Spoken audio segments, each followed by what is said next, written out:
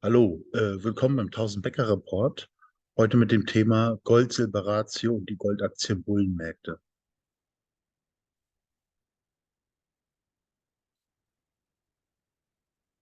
Disclaimer: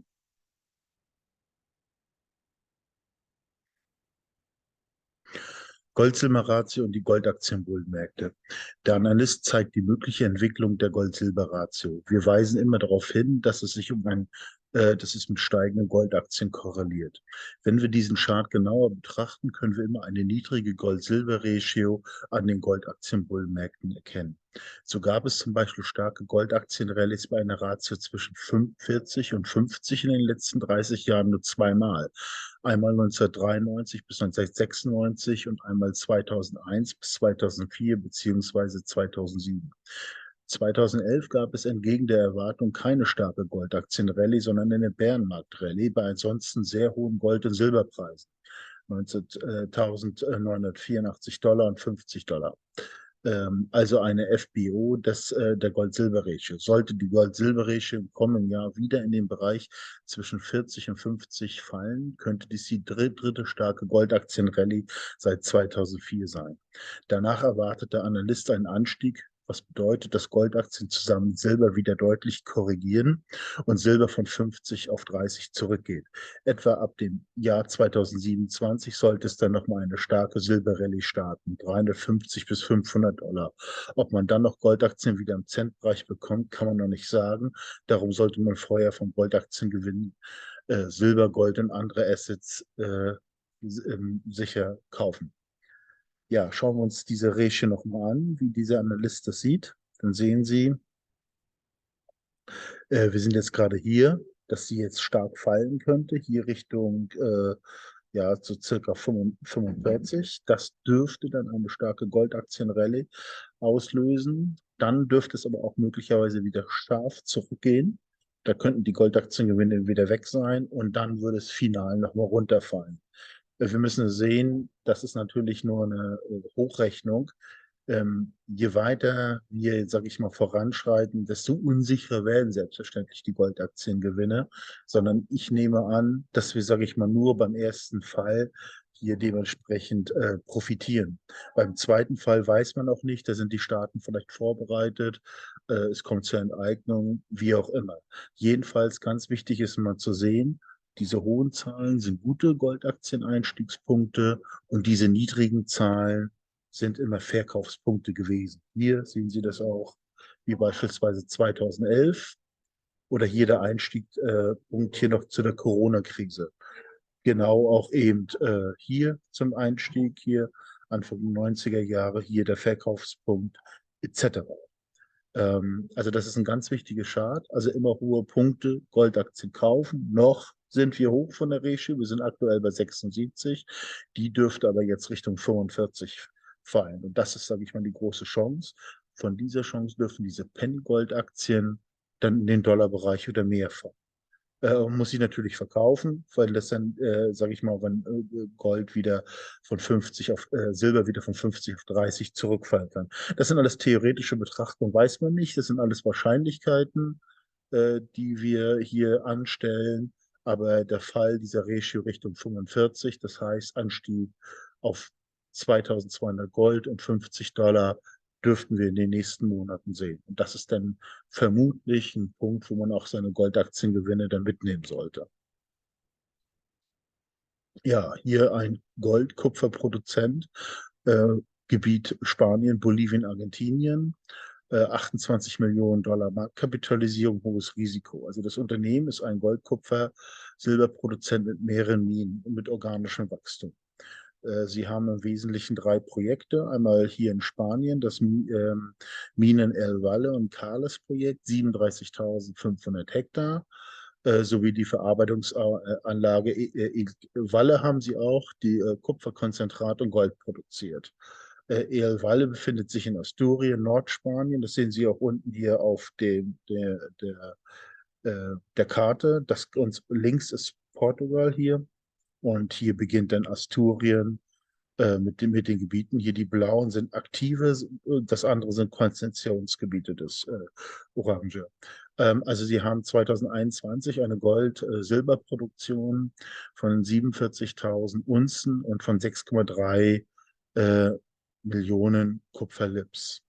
Measured and Indicated, also 1,2 Millionen Unzen Gold, Inferiert, also abgeleitet, 0,44 Millionen Unzen Gold, 3,74 Gramm pro Tonne und 4 Millionen Low-Grade Silber.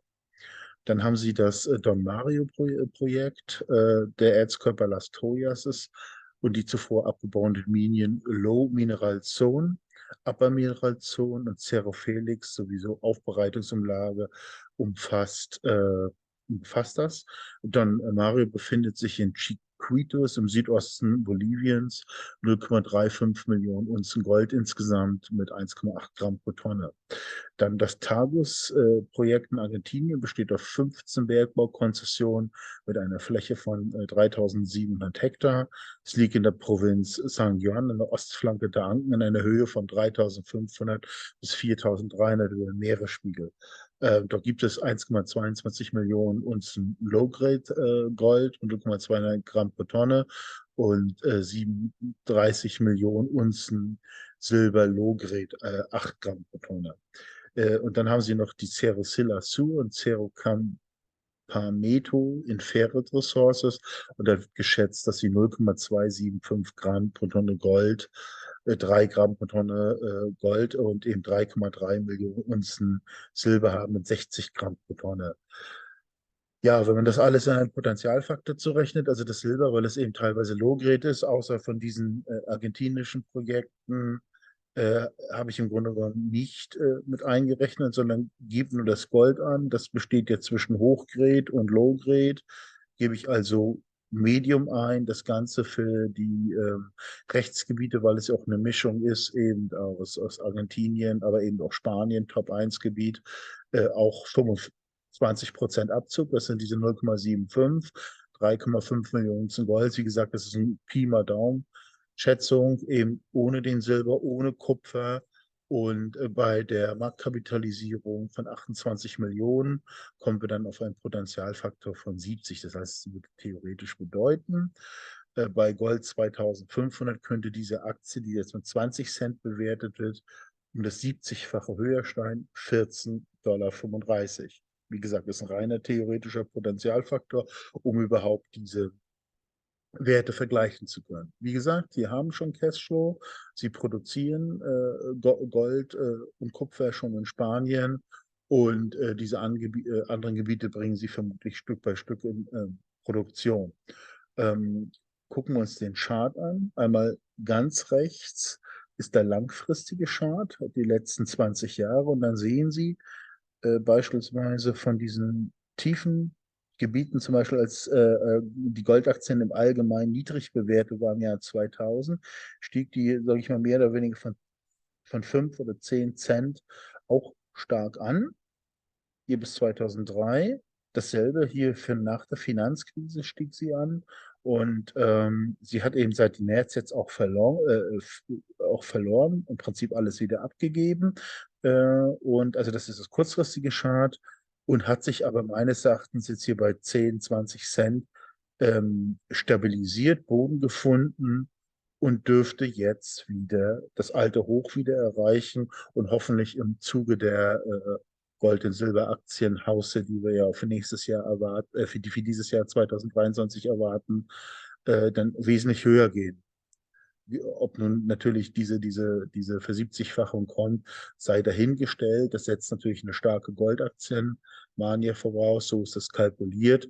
Aber es ist sicherlich ein interessantes Unternehmen. Übersehen ist ein Produzent im Sich- und Rechtsgebiet, natürlich auch andere, auch noch massives Explorationspotenzial auf den Gebieten.